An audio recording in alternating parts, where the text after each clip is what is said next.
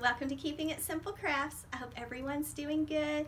Today I am going to show you how I made this Christmas wreath behind me. It's really simple to make. And this is little Parker. He's ready to get down. So I hope everyone has a Merry Christmas. And if you'd like to see how I made this wreath, just keep watching.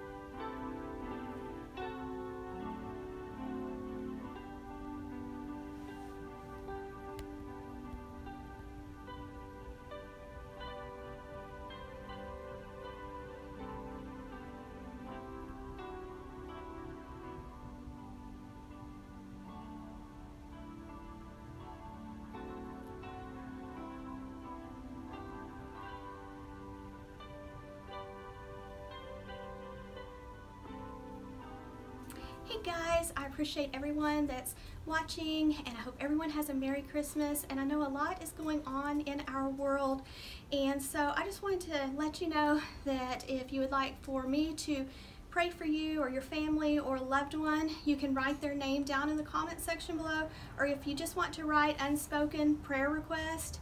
I think it's a time when, you know, we all need to come together and pray for one another and lift each other up. And so I have a friend that got some really bad news.